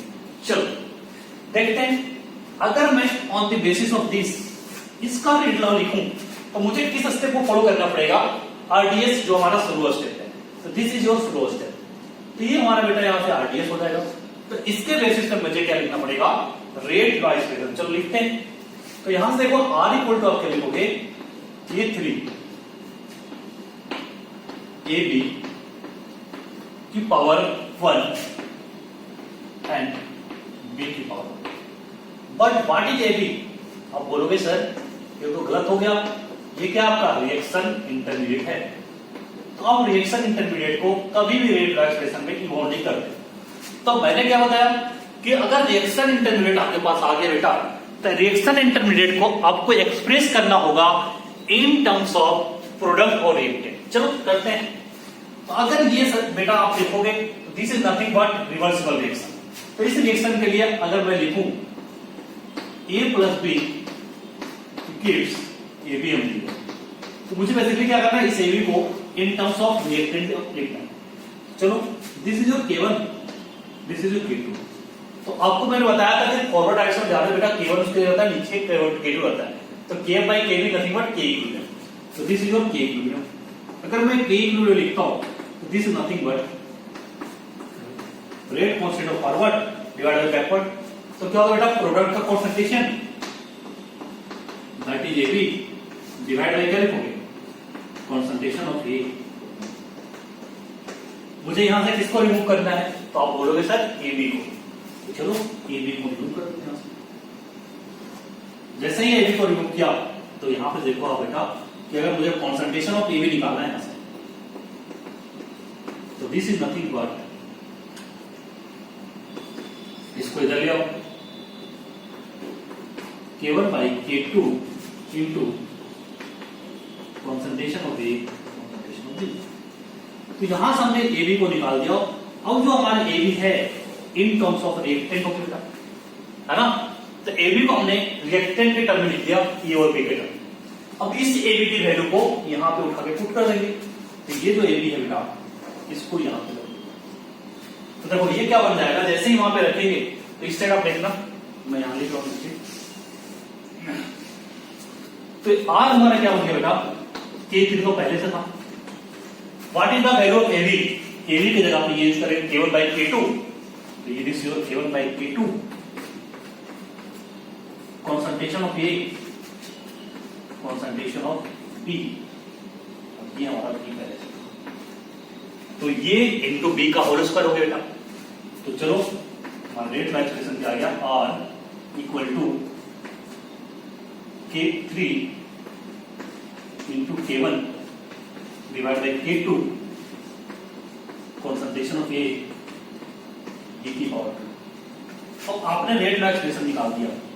तो अगर बेटा आपसे कोई ऑर्डर पूछे कि what is the order of this reaction, तो आप देखो रेट का एक्सप्रेशन कितना है, कंसंट्रेशन का power 1 plus 2 that is order equal to 3। तो ये ऑर्डर। कभी कभी आपको K3 divide by K1 into K2 को देता है K इक्विवेलेंट। तो अगर आपसे पूछे what is the value of K effective या इक्विवेलेंट, तो अभी मैं K इफेक्टिव लिख रहा हूं, इक्विवेलेंट इफेक्टिव कुछ भी पूछे बेटा, तो K effective equal to nothing but K3 into K1 divide by K2। In this place आप K इफेक्टिव यूज कर सकते हो। अगर मैं K इफेक्टिव यूज कर रहा हूं तो इसका एक्सप्रेशन क्या हो जाएगा, K effective concentration of A, concentration of B।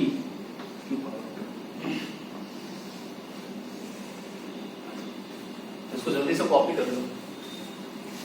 इतना समझ में आया? Sorry pasta yes sir. लिख ली? यस सर, लिख लिया। क्लियर? ऐसा क्वेश्चन कर लोगे आप? Yes sir. चलो तो बेटा एक क्वेश्चन लिखो, for a reaction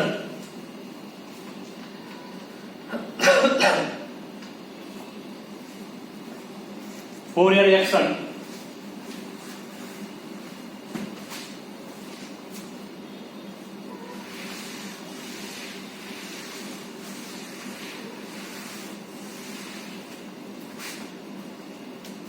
for a reaction 2O3 gives you 3O2। इसके लिए मैकेनिज्म दिया है, मैकेनिज्म इज, इस रिएक्शन के लिए mechanism is O3 gives O2 plus. अब ये आपका रिवर्सिबल दे रखा है इन्होंने, this is your K1 and this is your K2। Second दे रखा बेटा O plus O3 is gives you K3 2। अब जरा इन दोनों इक्वेशन को ऐड करोगे तो आपको पता चल जाएगा कि बेटा हमें क्या मिल रहा है, रिक्वायर्ड जो हमारा इक्वेशन है। तो ये फास्ट दिया है, स्लो दिया है, ठीक है। This is mechanism. अब इसको जो ऐड करोगे बेटा तो वो से वो कैंसिल हो जाएगा, तो ये 2O3 gives nothing but 3O2। तो आपको रिक्वायर्ड इक्वेशन मिल जाए। अगर आपको बैलेंस करके नहीं दिया रहेगा तो ऐसा बैलेंस करके उसको कैलकुलेट करना, जैसे मैकेनिज्म ऑर्गेनिक केमिस्ट्री में करते हो। This is your mechanism of the reaction. यहां तक कॉपी करूं। नेक्स्ट आपको निकालना है बेटा, calculate effective rate constant, calculate effective rate constant and order for reaction. Calculate effective rate constant and order for reaction. Calculate effective rate constant that is K effective and order of reaction. तो same इसी step से बनेगा, क्योंकि आप यहां पे क्या देख रहे हो क्वेश्चन में बेटा, जो हमारा सोलवेशन स्टेप है that is RDS। RDS involve reaction intermediate that is O। तो हमें O को यहां पे हटाना पड़ेगा और O को इन टर्म्स ऑफ क्या लिखना पड़ेगा, रिएक्टेंट और प्रोडक्ट। ये K इक्विलिब्रियम। चलो जल्दी से करके बताओ।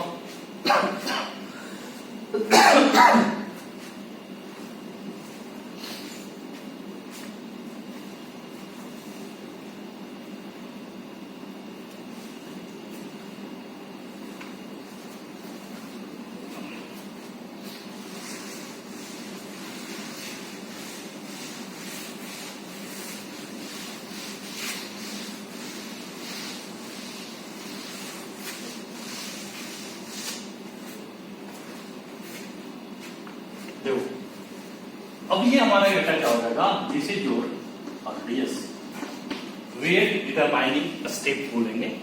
On the basis of this rate determining step हम लोग क्या लिखेंगे, पहले रेट लॉ एक्सप्रेशन। चलो इसका अगर मुझे रेट लॉ एक्सप्रेशन लिखना है तो rate law expression is nothing but K3 into concentration of O2 concentration of O3। But यहां हमने देखा कि हमारे साथ क्या हो गया, लोचा हो गया है, क्योंकि हमने लिख दिया रिएक्शन इंटरमीडिएट को। तो जैसे रिएक्शन इंटरमीडिएट मिल गया बेटा, आपको सावधान होना है। अब इस रिएक्शन इंटरमीडिएट को इन टर्म्स ऑफ रिएक्टेंट और प्रोडक्ट लिखना है। तो O कहां से आया था, यहां से आया था, और ये रिवर्सिबल है बेटा। तो इस रिएक्शन की हेल्प से हम लोग क्या निकाल सकते हैं, O के।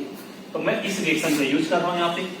तो यहाँ पे अगर मुझे इस रिएक्शन के लिए K इक्विलिब्रियम लिखना है तो दिस इज नथिंग बट बेटा K1 by K2 into K1 by K2 equal to concentration of product that is O2 into concentration of O divided by O3। यहां से अपने को किसको इवोक करना है बेटा, इस O को। चलो इस O की वैल्यू निकाल देते हैं। आ गया तुम्हारा हफ्ता, हाँ कर दी तुमने, हाँ चलो ठीक है, वेरी गुड। अब मैंने यहाँ पे O की वैल्यू निकाली। O क्या हो जाएगा, K1 by K2 into O3 divide by O2। अब जो इसकी वैल्यू आई इसको उठा के पुट कर दो ऊपर। This is the value of this, this is your rate constant R equal to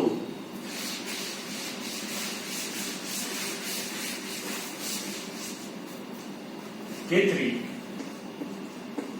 अब इसके प्लेस पे ये आ गया K1 by K2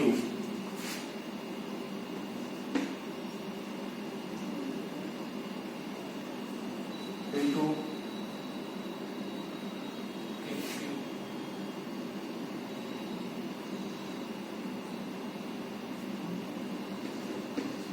O3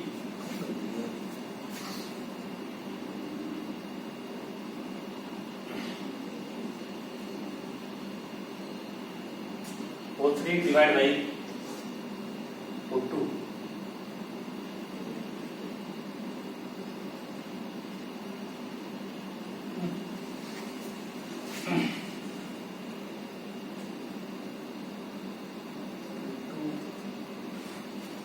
this is your O2 और ये A3 एक्सचेंज कर लेंगे, गलती हो गया। O2 divide by O3 into O3 से O3 कैंसल, तो R इक्वल टू बेटा K3 K1 by K2, this is nothing but O2 power. तो ऑर्डर आपको कितना आ गया 1 और K एक्टिव आपका K3 K1 by K, copy करो जल्दी से।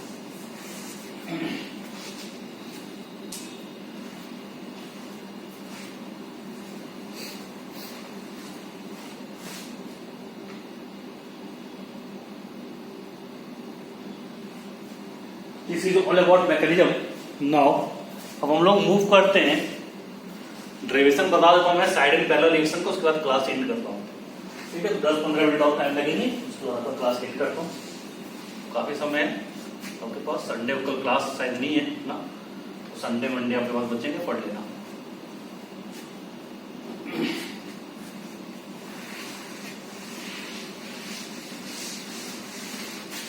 Heading is a special cases of first order calculus.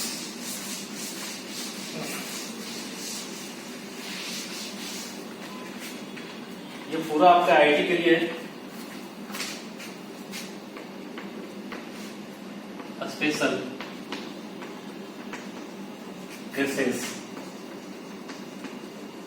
Of first order reaction. तो यहाँ पे हम बेसिकली डिस्कस करेंगे पैरेलल और side reaction first, second discuss करेंगे बेटा सीक्वेंशियल, और थर्ड डिस्कस करेंगे रिवर्सल रिएक्शन के लिए।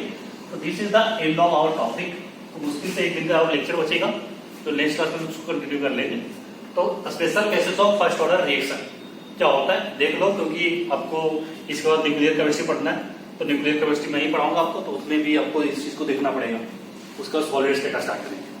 तो चलो special cases of first order reaction. तो इसमें बेटा सबसे फर्स्ट हम करने वाले हैं साइड और पैरेलल रिएक्शन। तो बेसिकली अभी जो हमने फर्स्ट ऑर्डर का समझा था, उसमें हमने क्या समझा था बेटा, वो मैं समझाता हूं आपको। अभी जो फर्स्ट ऑर्डर काइनेटिक्स थी, आपको ए से डी जाना था, दिस इज सिंपल रिएक्शन। और साइड और पैरेलल रिएक्शन क्या होता है उसको मैं समझाता हूं। तो साइड और पैरेलल रिएक्शन क्या होता है बेटा, अब रिएक्शन ए से आपका जो रिएक्शन है, इसका दो रास्ता है, दिस गिव्स यू बी और सी, सही है। इन दोनों के लिए आपको डिफाइन होगा K1 एंड K2। तो लेट अस सपोज अगर मैंने मान लिया at t equal to 0, this is your A0। अगर t इक्वल टू t है बेटा, तो ये A0 बन रहा है -x हो जाएगा। अब जो यहाँ पे जो x है, ये इसकी इससे दोनों में जाएगी, तो दिस इज योर y और this is z। At t equal to t y और z में मान लिया, क्लियर है। तो बेसिकली यहाँ पे क्या निकालना होगा, concentration of A at time T, k effective, effective order, effective half life time, effective activation energy, सही है। Concentration of B at time T, what is the ratio of concentration of A with B और C, या what is the ratio of concentration of B and C, percentage of B in product mixture and percentage of C in product mixture. तो हम लोग एक करके सबका derivation देखते जाते हैं। सपोज अगर मुझे इसका रेट और इक्वेशन लिखना है, तो अब यहाँ पे दोनों का रेट कांस्टेंट दिया, that is K1 and K2। तो एक्सप्रेशन में क्या होगा, minus D by D T अगर मैं लिखता हूं उसका, तो सबसे पहले हम समझते हैं कि ये जो वैल्यू आया x की, this is nothing but y equal to y plus है। तो ये कब है बेटा, जब आपके पास स्टोइकोमेट्रिक कोएफिशिएंट नहीं है। अब मैंने समझने की कोशिश करना, अगर ये x डिसोसिएट हो रहा है तो यह y बन रहा है, तो this is nothing but x and 1, तो x equal to y plus, या दोनों की वैल्यू एक कमांड में। दिन अगर स्टोइकोमेट्रिक कोएफिशिएंट लगा दें, सपोज NB और NB था, तो जो x की वैल्यू आएगी, this is y divide by stoichiometric coefficient of b plus z divide by stoichiometric coefficient of c। क्यों होगा ऐसा, तो मैं समझाऊंगा जब मैं यहाँ पे चेंज करूंगा, a गिव्स mp और nc, तो उसमें समझाऊंगा मैं, ठीक ठीक है, तो अभी आप डेरिवेशन देख ले, फिर मैं समझाऊंगा ऐसा क्यों आया। अब देखो, अगर मुझे इसका रेट लॉ एक्सप्रेशन लिखना है तो this is nothing but dA/dt equal to, अब ये देखो केवल इसके लिए बेटा, तो केवल ए, चलो केवल ए प्लस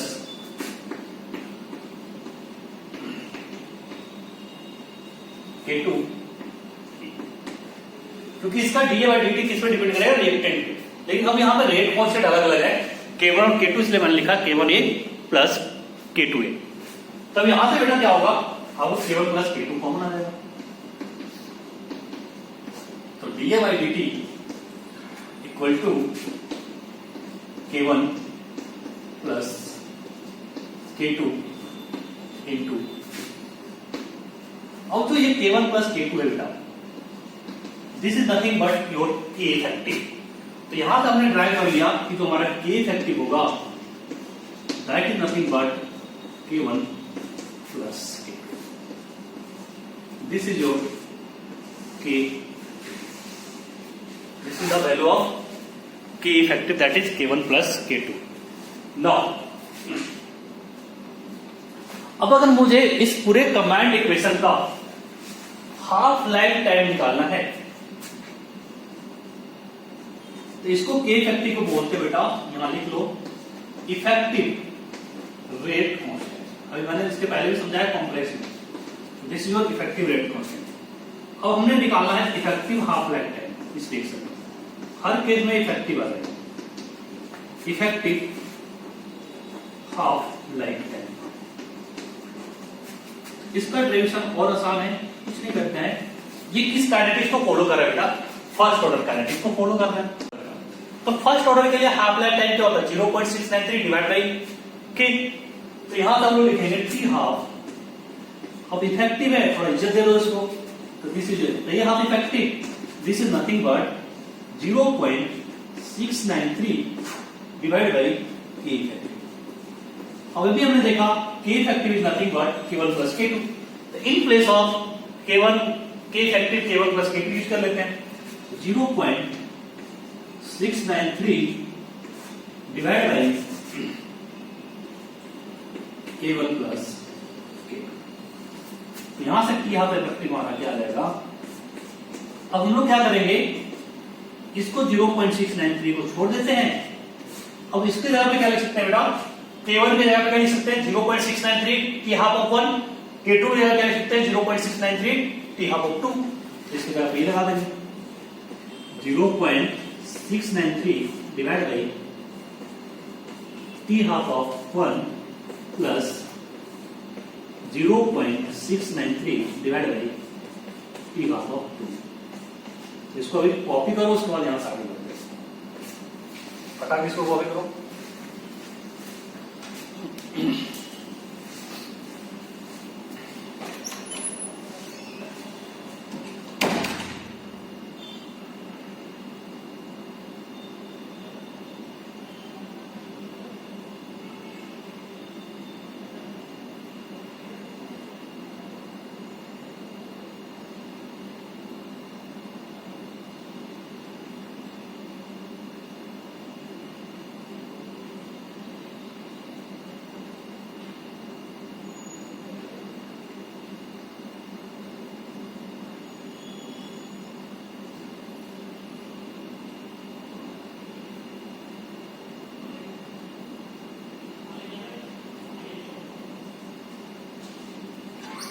आज तक लिख बेटा, इस साइड हो गया, Yes, sir. चंदन अभी आ रहे।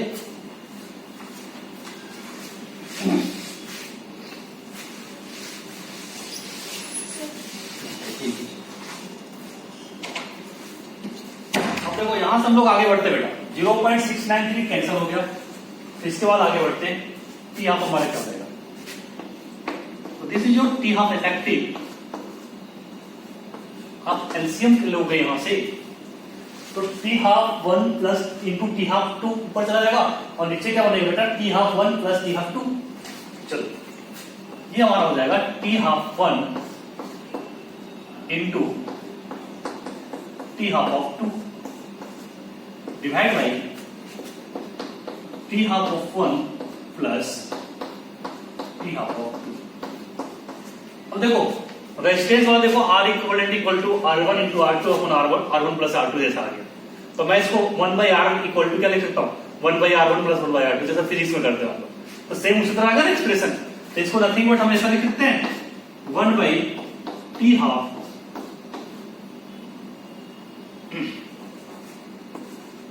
Effective equal to 1 by T half of 1 plus 1 by T half of. This is your expression for T effective.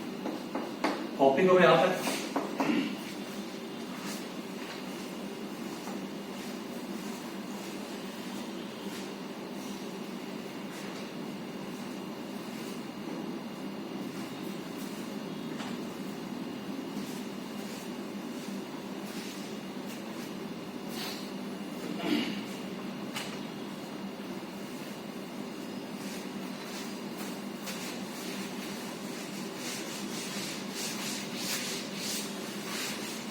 अब हम लोग बात करते हैं बेटा ईए इफेक्टिव का, एक्टिवेशन एनर्जी इफेक्टिव इसका कितना होगा, ठीक है। ईए इफेक्टिव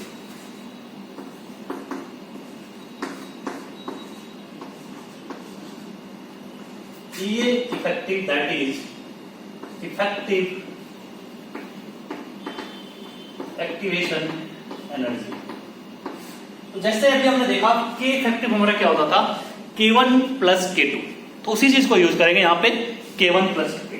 तो this is your K effective that is K1 plus, clear. Radius equation में लगाओ, तो दिस इज नथिंग बट ये इफेक्टिव e की पावर माइनस ये effective divide by RT equal to K1 के जगह पे मैं A1 लिखता हूं, तो A1 हो जाएगा बेटा this is equal to e की power minus EA1 divide by RT plus A2 e की power minus EA2 divide by RT। अब आपको रिलेशन निकालना है, तो मैं क्या करूंगा differentiate with respect to t। तो यहां पे हमने कहा differentiate with respect to t, t के रिस्पेक्ट में इसको डिफरेंशिएट करते हैं।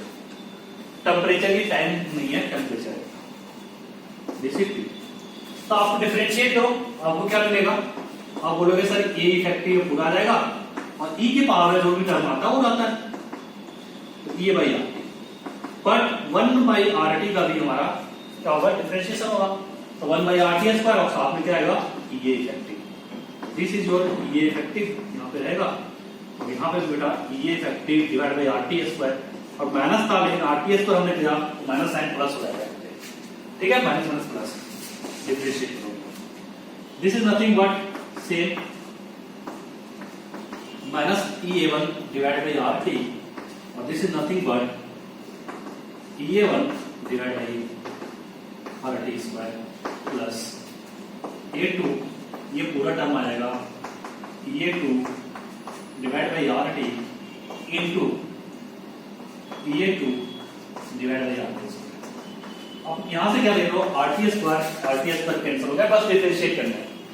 अब इस टर्म को देखो बेटा, this is nothing but A effective e की power minus A effective divide by RT is nothing but your के इफेक्टिव, के इफेक्टिव के प्लेस में आपने ये लगाया था, तो इसके प्लेस पे मेरा क्या आ गया K effective. Same A1 into e की power minus EA1 by RT equal to K1, क्योंकि इसके प्लेस में आपने K1 लिखा था। और ये जो टर्म है बेटा A2 इंटू e की power minus EA2 by RT, this is nothing but your K3, sorry K2, तो दिस इज के इफेक्टिव K1 K2, और साथ में क्या बेटा एक्टिवेशन एनर्जी। तो यहां से हमारा फॉर्मूला क्या आ गया E इफेक्टिव का, that is equal to K effective into E effective equal to K1 into E1 plus K2 into E2। तो यहां से बेटा मेरा जो फॉर्मूला डिराइव हुआ EA इफेक्टिव का, this is equal to K1 EA1 plus K2 EA2 divide by K।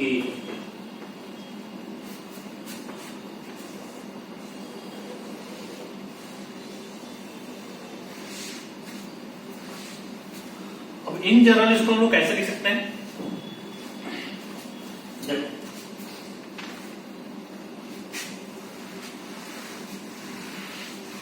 अब parallel reaction के लिए अगर इसको इन जनरल लिखना है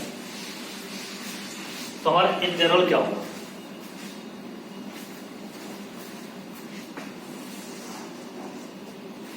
इन जनरल जो हमारा EA इफेक्टिव आया, this is nothing but summation of Ki EI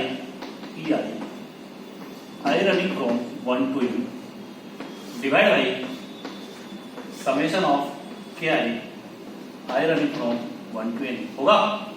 तो आज के लिए इतना ही छोड़ देता हूँ। इसके बाद मैं concentration of A, concentration of B और कॉन्सेंट्रेशन ऑफ सी का रिलेशन करूंगा इसके आगे। तो this is the end of this lecture. तो बेटा आज क्या नहीं समझ में आया बताओ?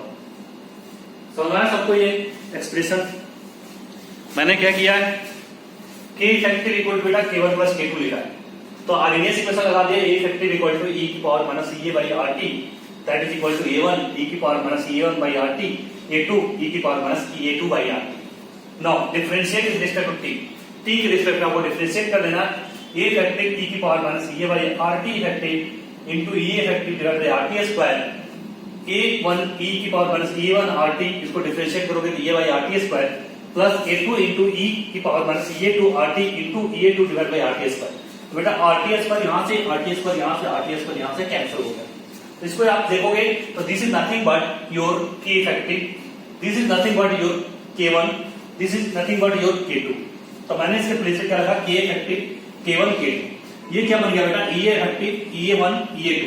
तो EA effective equal to K1 EA1 plus K2 EA2 divide by K effective. तो ये आपने इन जनरल लिखा मैंने, EA effective equal to summation of I equal to 1 to n KIA divide by summation of KI I equal to 1 to n। बोलो समझ में आता है सबको? तो आज के लिए इतना ही, इसके बाद का डिवीजन नेक्स्ट क्लास में करेंगे। Thank you.